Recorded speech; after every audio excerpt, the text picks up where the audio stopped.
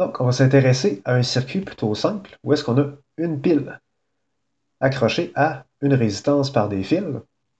On se rappelle, la pile, son travail dans le circuit, c'était de mettre une différence de potentiel. Cette différence de potentiel-là entre deux points, ce qui faisait que les charges dans le circuit, les électrons, allaient se mettre en mouvement. Elles n'allaient pas rester où est-ce qu'ils étaient au départ. C'est ce qui faisait le mouvement en boucle des électrons, comme ça. On s'est aussi parlé que la pile fournissait une certaine puissance, qu'on avait une puissance qui était aussi dissipée dans la résistance. Ces deux-là s'annulaient tout court. Fait que la pile, finalement, fournissait la puissance nécessaire pour que les électrons continuent de tourner, malgré le fait qu'il y ait une puissance dissipée dans la résistance lorsqu'il la traverse. Fait que si si elle fournit une puissance, ça veut dire qu'elle donne de l'énergie aux électrons pour qu'ils continuent leur mouvement. On va donc faire un travail sur ces électrons à mesure qu'ils passent dans la pile. On va chercher à caractériser le travail fait par unité de charge. Fait que pour chaque petite quantité de charge qui traverse la pile, quel va être le travail qui va être fait là-dessus. La définition qu'on va donner à ça, on va appeler ça la FEM, le travail fait sur les charges par unité de charge. FEM, c'est un acronyme qui veut dire la force électromotrice. Cependant, les physiciens n'aiment pas beaucoup dire son nom long. C'est un petit peu gênant. Parce que même si on l'appelle la force électromotrice, c'est pas une force. Ces unités, c'est plutôt des volts, ce qui fait que l'interprétation qu'on peut en faire serait plutôt celle d'une différence de potentiel. Fait que pour pas être trop gêné, on va s'en tenir à son acronyme, la FEM.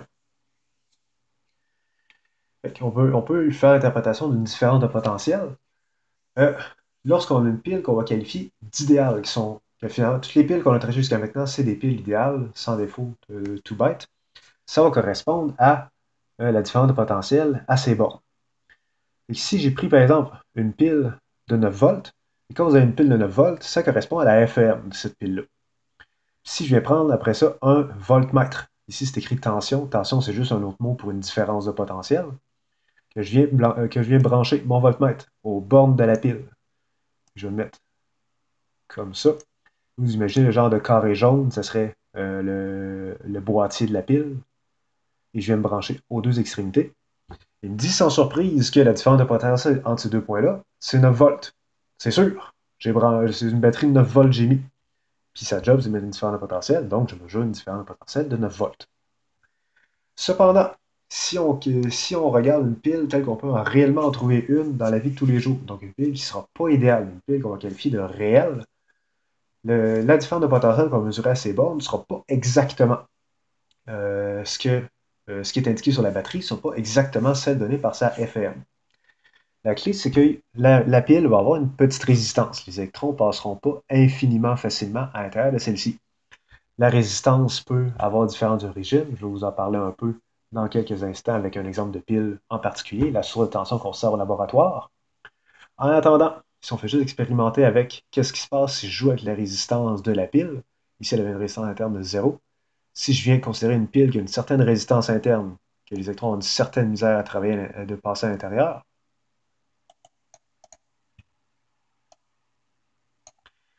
mon voltmètre va maintenant me dire, pour une certaine résistance, que ma différence de potentiel ici n'est plus de 9 volts, mais a diminué. Par exemple, ici, pour le 3 ohms que j'ai mis de résistance interne, j'ai maintenant juste une différence de potentiel de 6,92 volts, même si j'ai mis une batterie de 9 volts dans le circuit.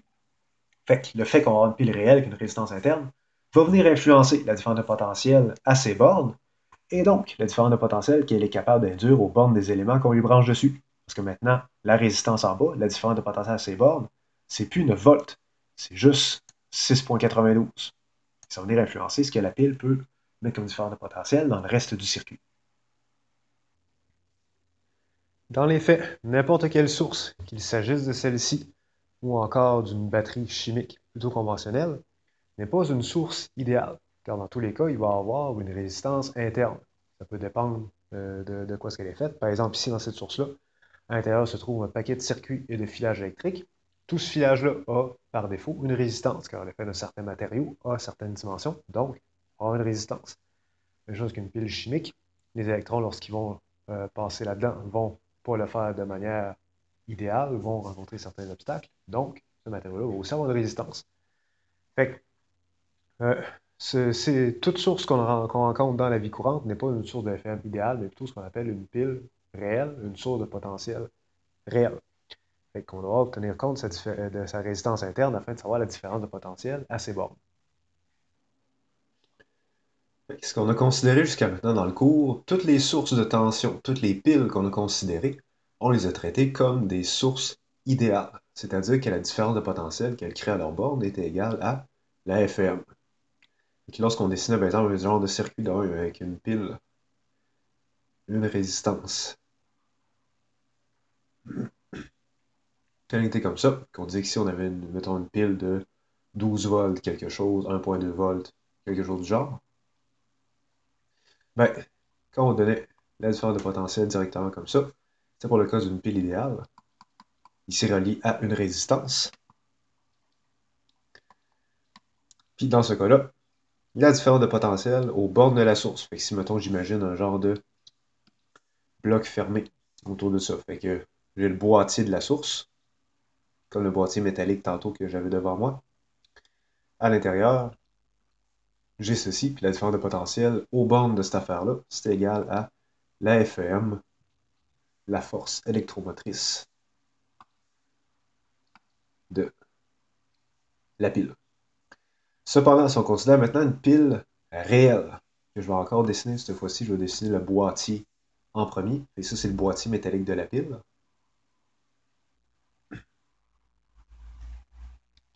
Que je viens connecter une résistance à ça, par exemple.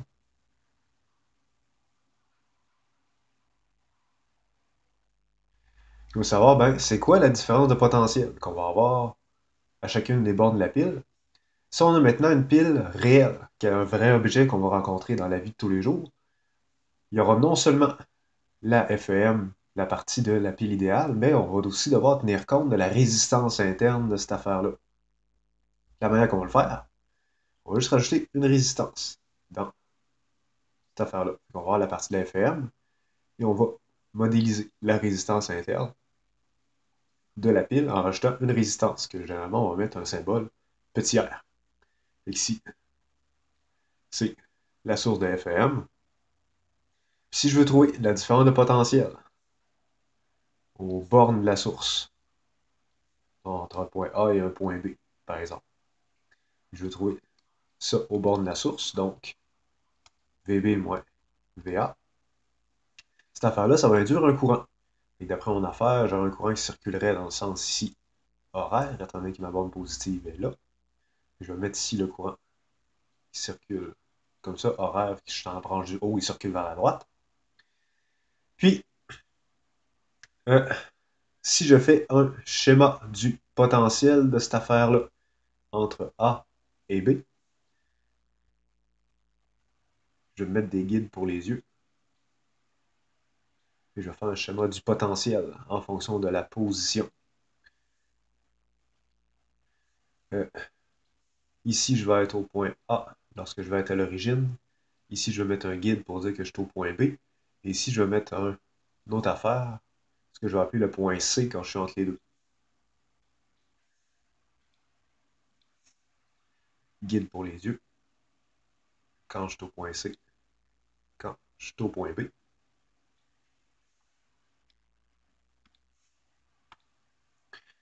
Je commence, je suis un potentiel assez bas, puis en traversant la pile, je passe d'un endroit où le potentiel est bas vers un endroit où le potentiel est élevé. Fait que, ce que je vais avoir en traversant la pile, je vais rencontrer une hausse de potentiel. Fait qu'elle pourrait être, tout dépendant de comment est-ce que la pile est faite exactement, elle pourrait être très abrupte, elle pourrait être un petit peu plus étalée, peu importe, l'important c'est que ça monte. Je pars le potentiel bas, ici, je vais avoir un potentiel élevé, ici. Ensuite, je suis au point C, je continue d'avancer, je traverse une résistance. Lorsqu'on traverse une résistance, puis à mesure que je continue comme ça, que je traverserai la deuxième, je reviendrai à mon point de potentiel bas.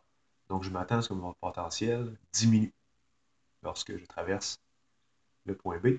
Et après ça, si je continuerais mon trajet traversé R, je retomberais au même potentiel que je suis parti. Plus tard, je vais retomber encore plus bas. Je vais le continuer. Plus tard, ça continue de descendre. Fait que, ce que je remarque entre le là et là, j'ai une petite différence qui est égale à ma grosse montée moins la petite garnotte que j'ai descendue en traversant la résistance. De la loi d'Ohm, on est capable de caractériser ça. Ce que ça veut dire, c'est que ici, j'ai monté d'une quantité qui est égale à la Fm, et j'ai redescendu d'une petite quantité qui est la différence de potentiel aux bornes de ma résistance petit r. J'ai descendu.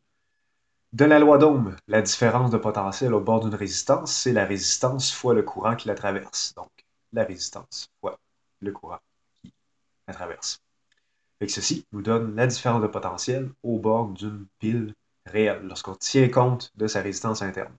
On remarque aussi que si jamais on voulait revenir à un cas d'une pile idéale, la seule différence, c'est qu'elle n'a pas de résistance interne. Et je mettrais petit r est égal à 0.